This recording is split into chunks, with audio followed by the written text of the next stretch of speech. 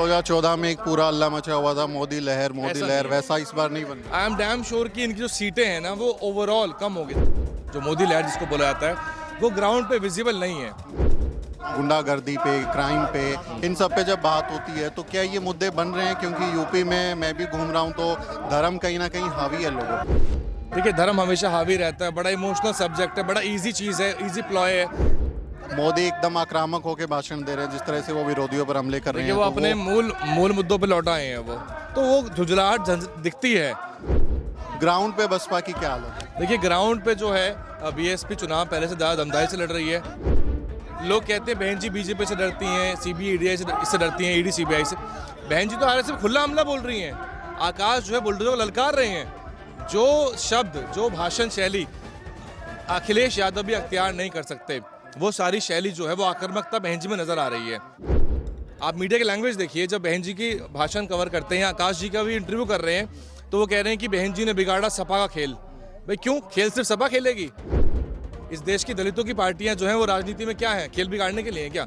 जो 4 बार सरकार चला चुकी हैं, उसके लिए एक नेगेटिव शैली का इस्तेमाल होता है लगातार। जैसे ही बसपा मुस्लिम समाज को टिकट देती है, समाजवादी पार्टी विचलित हो जाती है। वो उसको डिफैक्टो अपना वोट मांगती है। वो चाहती है कि हमें मुसलमानों का वोट मांगना ना पड़े, पर मिल जाए। क्योंकि मांगेंगे तो थोड़ा बहुत जो दूसरा वोट उनको मिलता है, जो ओबीसी वोट उनको थोड़ा बहुत मिलता है कई जगहों पे, वो नहीं मिलेगा। मुस्लिम समाज को इस बात का इल्म हो चला है कि जो जाटा समाज का वोट है वो सपा में नहीं जाने वाला है। अब एक जाटा प्रत्याशी लाके आप सपा का वोट ले लोगे, ये तो बहुत ओवर सिंप्लीफिकेशन है। और देखिए, दलित समाज को अपना जाति नहीं देखनी चाहिए कभी भी, उनको हाथी देखना चाहिए। अगर वो सरकारें बना पाए तो वो हाथी की वजह से बना पाए थे। By 27 things will change for sure, बशर्ते बसपा जो है अपनी कंटिन्यूटी मेंटेन रखे। चुनाव खत्म होने के बाद आपका काम खत्म नहीं होता है, अगले चुनाव की तैयारी इंस्टेंट होनी चाहिए। अकेले लड़ना क्या सही फैसला है? देखिए, सही गलत तो रिजल्ट बताएगा। यादव वोट खुद बीजेपी में कर रहा है, वो खुद बीजेपी में वोट कर रहा है। और अखिलेश यादव तो उनके गृह जनपद जाइए आप, सैफई में बड़ा मंदिर बनवाया उन्होंने। तो वो जिस समाजवाद की या लोहियावाद की बात करते हैं, वो उस पर खुद नहीं चलते हैं। वो बीएसपी का जो संबंध है अपने वोटर के साथ, वो केवल एक वोट का नहीं होना चाहिए, 5 साल का परस्पर संबंध हो। लोन, सब्सिडी, आपके फॉर्म भरना, आपकी थानों की प्रॉब्लम, आपकी प्रशासन की प्रॉब्लम, सब में साथ खड़ा हो ना। हमारे समाज से गांव का आदमी तो एक फॉर्म नहीं भर सकता। आप अभी पेन दे दीजिए किसी को, फॉर्म भरवा लीजिए, और अगर लैपटॉप पे भरना पड़ गया तो बिल्कुल नहीं भर सकता। जय भीम, स्वागत है आपका हमारी इस चुनाव यात्रा में। आज हमारी चुनाव यात्रा यूपी की मेरठ लोकसभा सीट पर आ पहुंची है। अभी यहां पर बहुजन समाज पार्टी की एक चुनावी रैली है। देवव्रत त्यागी मेरठ से उनके प्रत्याशी हैं, और भाजपा की तरफ से अरुण गोविल को यहां टिकट दिया है, जो कि रामायण में राम की भूमिका निभा चुके हैं। और क्योंकि इस बार राम के नाम पर ही चुनाव लड़ा जा रहा है, तो वो भी यहाँ पर दमदारी से चुनाव लड़ रहे हैं। साथ ही इंडिया गठबंधन समाजवादी पार्टी की तरफ से यहाँ सुनीता वर्मा, जो कि जाटव समाज से आती हैं, उनको यहाँ पर टिकट दिया गया है। इस चुनावी समर में मेरे साथ डीएनएन हिंदी के संपादक हैं वैभव कुमार, और ये चूंकि बहुजन समाज पार्टी की तमाम रैलियों को कवर कर रहे हैं, ग्राउंड पर जा रहे हैं, तो इनका ओपिनियन हम ये समझने की कोशिश करेंगे कि ग्राउंड जीरो पर क्या हलचल है, क्या जिस अंडरकरंट की बात हो रही है कि अब मोदी सरकार से लोग नाराज़ हैं, वो वाकई में महसूस हो रहा है। तो वैभव, स्वागत है। ये जो अंडरकरंट की बात हो रही है कि अभी सरकार से नाराज हैं, एंटी इनकम्बेंसी 10 साल देख लिया है, ये महसूस हो रहा है क्योंकि आप लगातार ग्राउंड पे? हाँ, एक लार्जर एंटी इनकम्बेंसी तो है, लेकिन वो वोट्स में रिफ्लेक्ट करेगी या नहीं पता नहीं। लेकिन जो एक लहर होती है ना, जिसे लहर कहते हैं, वो विजिबल एज ऑफ नाउ नहीं है। जो मोदी लहर जिसको बोला जाता है, वो ग्राउंड पे विजिबल नहीं है। लेकिन कभी कभी क्या होता है, लोगों के मुद्दे जो हैं महंगाई के, बेरोजगारी के, निकलते तो हैं, फिर जब वोट डालने जाते हैं तो शायद बाकी मुद्दे भी उनके ऊपर हावी ना हो जाएं, ये दिक्कत रहती है। तो जैसे 2014 में एक पूरा अल्लाह मचा हुआ था, मोदी लहर वैसा इस बार नहीं बन रहा। आई एम डैम श्योर कि इनकी जो सीटें हैं ना वो ओवरऑल कम होगी। देखो, इनको बहुमत दिलाने वाला जो है वो हिंदी पट्टी है। साउथ के लोग तो हिंदी पट्टी के लोगों को शायद थोड़ा कम इंटेलिजेंट मानते होंगे, क्योंकि वहाँ उन्होंने थामा हुआ है। गोबर पट्टी बोलते हैं, गोबर पट्टी बोल सकते हैं आप, क्योंकि वही है ना कि दिमाग में भी गोबर घुसा दिया है। तो ये मध्य प्रदेश से लेके Haryana, Bihar, Uttar Pradesh, all the way to Himachal, जो हिंदी बेल्ट है मोटे तौर पे, वहीं से तो बहुमत मिलता है इनको। अगर वहाँ 20-25% भी सीट कम हो जाती हैं तो फिर जादुई आंकड़े से नीचे पहुँच जाएंगे 272 से। जी, लेकिन ये 400 पार का नारा लगा रहे हैं। देखिए, ये ओवर कॉन्फिडेंस है क्या? नहीं, ऐसा नहीं है। मे बी वो हो सकता है बिल्डअप कर रहे हो अपना एटमॉस्फेयर, लेकिन वो कोरोबरेट होगा या नहीं होगा वो समय बताएगा आने वाला। लेकिन ओवरऑल सीट्स कम होनी चाहिए, ऐसा नजर आ रहा है। जैसे फर्स्ट फेज में जो वोटिंग हुआ उसमें हमने देखा कि लोगों के वोटिंग पैटर्न में चेंज हुआ, लोग वोट करने जा नहीं रहे। तो कुछ लोग ये कह रहे हैं कि शायद ये लोगों में मान लिया है कि यार मोदी सरकार जीत रही है तो लोग सुस्त हो गए हैं, बीजेपी का वोटर जो है वो सुस्त हो गया, वो जा ही नहीं रहा वोट डालने। देखिए बहुत ज़्यादा अगर सडन ग्राफ बढ़ता है वोटिंग परसेंटेज में तो दैट ट्रांसफॉर्म्स लाइक कि वो एंटी इस्टेब्लिशमेंट वोट है वो, लेकिन इतना फर्क नहीं पड़ा है, उल्टा कम ही हुआ है। तो कौन सा तबका बैठ गया ये एसेस करना बहुत आसान नहीं है। या तो लोगों को लग रहा है कि मोदी जी विनिंग तो ज़रूरत नहीं है जाने की, हो सकता है उनका वोट बैठ गया हो, लेकिन मुझे लग रहा है जो लोग चेंज चाहते हैं ना वो बैठे नहीं हैं। जो दलित मुस्लिम अकलियत और माइनॉरिटी पिछड़ा समाज है वो तो निकल के आया है वोट डालने के लिए, दैट्स फॉर श्योर। जो ग्राउंड में आप जाते हो तो लोगों से जैसे बात होती है महंगाई पे, रोजी रोटी पे, स्वास्थ्य पे, गुंडागर्दी पे, क्राइम पे, इन सब पे जब बात होती है तो क्या ये मुद्दे बन रहे हैं? क्योंकि यूपी में मैं भी घूम रहा हूँ तो धर्म कहीं ना कहीं हावी है लोगों पे। देखिए धर्म हमेशा हावी रहता है, बड़ा इमोशनल सब्जेक्ट है, बड़ा इजी चीज़ है, इजी प्लॉय है, लेकिन बेरोजगारी का मुद्दा लगातार आ रहा है। आप युवाओं से पूछेंगे जो तैयारी करते हैं, उनका कहना है कि जो एग्ज़ाम भर्ती हुए हैं, जो भर्ती जो लीक हुई हैं, यानी कि जो एग्ज़ाम के पेपर जो लीक हुए हैं, दैट्स अ प्रॉब्लम। जो पेपर लीक हुए हैं दैट्स अ प्रॉब्लम, कि बच्चे कई साल तैयारी कर रहे हैं और पेपर लीक हो जाता है, कैंसिल हो जाता है, दैट्स अ प्रॉब्लम। अब वो इतना बड़ा मास है कि नहीं वो इलेक्शन को मैनिपुलेट या चेंज कर सकते हैं, वो देखने वाली बात होगी। और नरेंद्र मोदी फैक्टर, मोदी क्योंकि इस बार जो है वो बहुत सारी रैलियां कर रहे हैं और अब उनके भाषण में भी देखें कहीं ना कहीं आक्रामक हो गए हैं। मोदी एकदम आक्रामक होकर भाषण दे रहे हैं, जिस तरह से वो विरोधियों पर हमले कर रहे हैं। वो अपने मूल मुद्दों पर लौट आए हैं वो झुंझलाहट दिखती है। लेकिन कई बार पिछले चुनाव में ऐसा नजर आया कि यार आपको लगता है कि बीजेपी जो है वो शायद डाउन जा रही है, लेकिन रिजल्ट जो है वो उस बात को उसकी तस्दीक नहीं करता है वो। तो इस बार देखते हैं क्या नया होने वाला है। बहुजन समाज पार्टी की अगर हम बात करें, चूंकि you are travelling across UP, तमाम रैली आप बहुजन समाज पार्टी की कर रहे हो, तो रैली में तो चूंकि बसपा समर्थक होते हैं, वो सब लोगों का एक जैसा मूड होता है। ग्राउंड पे बसपा की क्या हालत है? देखिए ग्राउंड पे जो है बीएसपी चुनाव पहले से ज़्यादा दमदाई से लड़ रही है। आकाश जी की जो सभाएं हुई हैं और साथ ही बहन मायावती की जो भाषण है, आप देखिए लोग कहते हैं बहन जी बीजेपी से डरती हैं, सीबीआई ईडी से डरती हैं, ईडी सीबीआई से। बहन जी तो आरएसएस में खुला हमला बोल रही हैं। आकाश जो है बुलडोजर को ललकार रहे हैं। जो शब्द, जो भाषण शैली अखिलेश यादव भी अख्तियार नहीं कर सकते, वो सारी शैली जो है वो आक्रामकता बहन जी में नजर आ रही है। हाँ, वो एक की छवि उनकी खराब बना दी गई है, उसको तोड़ने में थोड़ा समय लगेगा, it will take some good time, but as of now जो नजर आ रहा है बीएसपी स्ट्रांगली फाइट कर रही है और बीएसपी रिजल्ट लेके आएगी फॉर श्योर।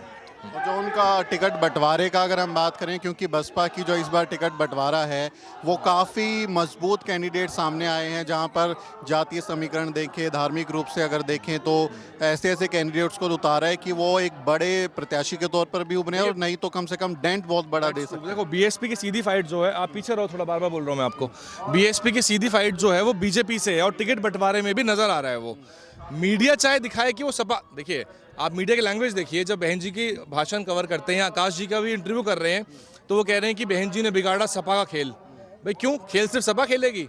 इस देश की दलितों की पार्टियां जो हैं वो राजनीति में क्या हैं? खेल बिगाड़ने के लिए हैं क्या? जो 4 बार सरकार चला चुकी हैं उसके लिए एक नेगेटिव शैली का इस्तेमाल होता है लगातार, और बीएसपी को इसी पे काम करना चाहिए। सोशल मीडिया, आईटी सेल इसको ही काउंटर करता है बेसिकली। टिकट बंटवारा अच्छा हुआ है, सीधे तौर पे बीजेपी परेशान है टिकट बंटवारे से। क्षत्रिय समाज को वो एक तरह तवज्जो नहीं दे रही है, बहुत सभाएं भी हुई क्षत्रिय समाज की, बीएसपी ने उनको भी सम्मान दिया है। गौतम बुद्ध नगर से टिकट है और गाजियाबाद से है, श्रीपाल राणा है कैराना से, कानपुर से भदौरिया साहब है। वो वोट दें या ना दें, पर बीएसपी ने अपना ताना बाना है सोशल डाइवर्सिटी का, वो बुना हुआ है वो। लेकिन जो सवर्ण है हम देखते हैं देर 99% वो बीजेपी के समर्थक बने हुए हैं और वो वोट भी दे रहे हैं, वो डेटा भी कहता है कि वो उसको वोट दे रहे हैं, तो वो शिफ्ट तो नहीं हो रहे हैं, ऐसा तो नहीं हो रहा है कि वो शिफ्ट हो रहे हैं? हाँ, वो शिफ्ट एकदम से नहीं होते हैं, लेकिन यह है कि बीएसपी को भी अपने डाइवर्सिटी जो है वो लागू करनी चाहिए। और बसपा ने बहुत ही कम जो टिकट उनको दिए हैं, मेजरली बसपा ने मुस्लिम समाज को इस बार टिकट दिया है, बहुत क्लियरली आप देख सकते हैं।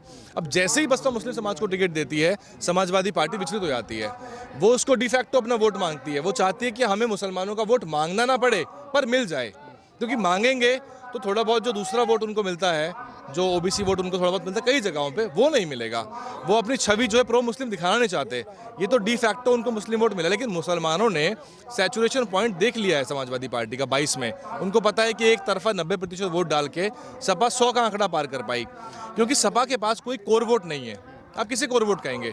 लेकिन मुस्लिम, जैसे मैं कई जगह गया हूँ, मुसलमानों से भी मैंने बात किया, तो मुसलमान अभी भी कहीं ना कहीं सपा के प्रति हमदर्दी में हैं। वो यही ट्रांसफर challenge हो रहा है yes। कि नहीं हो रहा है? देखो इस सीट की आप बात करोगे, मेरठ में हम खड़े हुए हैं, यहाँ पे मुस्लिम समाज को इस बात का इल्म हो चला है कि जो जाटा समाज का वोट है वो सपा में नहीं जाने वाला है। अब एक जाटा प्रत्याशी लाके आप सपा का वोट ले लोगे, ये तो बहुत ओवर सिंप्लीफिकेशन है। और देखिए, दलित समाज को अपना जाति नहीं देखनी चाहिए कभी भी, उनको हाथी देखना चाहिए।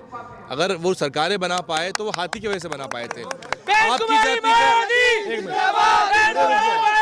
उनकी जाति का आदमी तो हर पार्टी में मिलेगा, भाजपा में भी जाटा हुए, कांग्रेस में भी जाटा हुए, लेकिन बसपा जो है वो प्रत्येक समाज के लोगों को मंत्री बनाती है। जब बहन जी की सरकारें चली थी तो ये पश्चिम से सुरेंद्र नागर मंत्री बने, गुर्जर समाज, मुस्लिम समाज, यहाँ तक कि राजपूत समाज के लोग भी, ये सब मंत्री बने हैं। दलित समाज तो प्राथमिकता में है ही, उनकी तो पार्टी है ही, लेकिन किसी के साथ भेदभाव, पक्षपात नहीं होता है। बसपा की आइडियोलॉजी बहुत अच्छी है, उसको समझाना, उसको ट्रांसपायर करना, वहाँ तक पहुँचाना, तो उसी पे बसपा काम कर रही है। और आई थिंक आकाश जी इस बात को समझ चुके हैं। अगर वो चीज़ों को बदलेंगे ना पॉजिटिव वे, तो थिंग्स विल चेंज बाय 27। मैं नहीं कहूँगा मिराकुलस रिजल्ट आएंगे 24 में ही, लेकिन by 27 things will change for sure, बशर्ते बसपा जो है अपनी कंटिन्यूटी मेंटेन रखे। चुनाव खत्म होने के बाद आपका काम खत्म नहीं होता है, अगले चुनाव की तैयारी इंस्टेंट होनी चाहिए 27 के लिए। लेकिन इस समय जिस तरह के हालात बन रहे हैं, ऐसे माहौल में अकेले चुनाव लड़ना बसपा का एक बड़ा फैसला है, और ये रिस्क भी बड़ा है उसके साथ में। ये रिस्क भी, अकेले लड़ना क्या सही फैसला है? देखिए सही गलत तो रिजल्ट बताएगा, रिजल्ट तस्दीक कर देगा तो सही है। अगर रिजल्ट जो है बहुत ही नेगेटिव चला जाएगा तो वो गलत है। लेकिन बहन जी का एक बहुत क्लियर कट एक आइडियोलॉजी उनके दिमाग में रही होगी कि हमने 7 लड़के देख लिया। अखिलेश यादव जो हैं, जिनको अपनी सीटें नहीं देखिए, गठबंधन था तो मुसलमान वोट तो बटा नहीं होगा ना। किसी सीट पे अगर मुस्लिम वोट मौजूद है और सपा और बसपा गठबंधन में है तो मुस्लिम वोट का डायलेमा खत्म हो गया। फिर भी डिम्पल यादव हार गई कन्नौज से, वहाँ तो यादव वोट था ना। यादव वोट खुद बीजेपी में कर रहा है, वो खुद बीजेपी में वोट कर रहा है। और अखिलेश यादव तो उनके गृह जनपद जाइए आप, सैफई में बड़ा मंदिर बनवाया उन्होंने। तो वो जिस समाजवाद की या लोहियावाद की बात करते हैं वो उस पर खुद नहीं चलते हैं, वो खुद नहीं चलते। और फिर एक परिवार के जो सारे टिकट जो हैं, मतलब चुनाव भी आप ही लड़ेंगे, एमएलसी भी आप बनेंगे, राज्यसभा भी आप ही जाएंगे, पद भी आपके पास रहेंगे, फिर मुस्लिम क्या करेगा? मुस्लिम क्या करेगा? और जाटों की तो पूछिए मत, जो जाटा वहाँ जाते हैं उनकी क्या स्थिति है। बसपा के 3 बार के पूर्व सांसद वीर सिंह जी, मुरादाबाद से संबंध है, सपा में चले गए, आज नजर ही नहीं आ रहे कहाँ पर हैं। योगेश वर्मा जी हैं, वो टिकट लड़ रहे हैं, चुनाव लड़ रहे हैं, पर संगठन में उनकी कोई अहम भूमिका नहीं है। तो दलित समाज को, और दलित समाज ने सपा कार्यकाल देखा है, झेल चुका है। वो जिस तरह का व्यवहार हुआ था दलितों के प्रति, बहन मायावती जी को अपशब्द हुए, मूर्तियां तोड़ी गई। ये जो अमरोहा है, बहन जी ने जेपी नगर नाम रखा था, इसका किसने बदला था? हापुड़ का नाम पंचशील नगर रखा था, किसने? पिछड़ों के हितैषी हैं ना। भदोही का नाम संत रविदास नगर रखा, कहीं पे ओबीसी के जो महापुरुष हैं उनके नाम पे बहन जिलों के नाम रखे। किंग जॉर्ज मेडिकल कॉलेज का नाम बहन जी ने ज्योतिबा फुले जी के नाम पे रखा था, बदल दिया, किसने बदला? काशीराम। तो बीएसपी की दिक्कत ये है कि बीएसपी प्रचार प्रसार में जो है, चुनाव के अलावा और जो अपने बाकी सोशल मीडिया के नेटवर्क हैं उनको मजबूत करने में चूक जाती है। बसपा अपने मैसेज को भेज नहीं पाती है। ये एक सवाल है वैभव की, अभी जो दौर है जिसमें नरेंद्र मोदी जो हैं वो गेम खेलने वाले लोगों से मिल रहे हैं, गेमिंग जो इन्फ्लुएंसर्स हैं उनसे मिल रहे हैं, हाँ। सोशल मीडिया इन्फ्लुएंसर्स के साथ में मिल रहे हैं, बड़े बड़े अवार्ड शो कर रहे हैं, किसी के साथ भी वो मिलते हैं और तमाम तरीके से प्रचार करते हैं, रेडियो पे जाते हैं, टीवी पे जाते हैं, तमाम तरीके से कर रहे हैं। बीएसपी जो है वो सोशल मीडिया पे भी बहुत एक्टिव नहीं है, बीएसपी ने बेबी स्टेप्स ले लिए और बीएसपी अपना मैनिफेस्टो भी नहीं जारी करती है। पुराने काम ज़रूर हैं, लेकिन वो गिनाना और लोगों को समझाना, आपने पुराने ज़माने में क्या किया है वो आज की जो जेनजी मिलेनियम जनरेशन है उसको आप कैसे समझाएंगे? तो बसपा क्या अपना मैसेज दे पा रही है नई जनरेशन को? देखिए अभी as of now, first time voter हैं उनको, as of now Aakash ji ने जो थोड़ा सा अपने आप को चेंज किया है, ओपन अप किया है, खुल के मिल रहे हैं, प्रोटोकॉल की दिक्कत भी नहीं है उनको, और मीडिया में लगातार वो चर्चा में है। प्लस उन्होंने कुछ चीज़ें हिलाई हैं, मतलब कुछ व्यवस्थाएं हिलाई हैं पार्टी की, तो वो जो हैं वो एक बेबी स्टेप्स हैं, वो टिप ऑफ द आइसबर्ग है। मैं ये नहीं कहूँगा कि बहुत बड़ा, बीएसपी को टोटल ओवरहॉल की ज़रूरत है एज ऑफ नाउ। और ये तो हम केवल आउटवर्ड बातें कर रहे हैं कि सोशल मीडिया, आईटी सेल का मैनेजमेंट, जो इंटरनल संगठन है उसमें बहुत सी चीज़ें, कुछ चीज़ें हम भी आपके सामने रखेंगे चुनाव के बाद।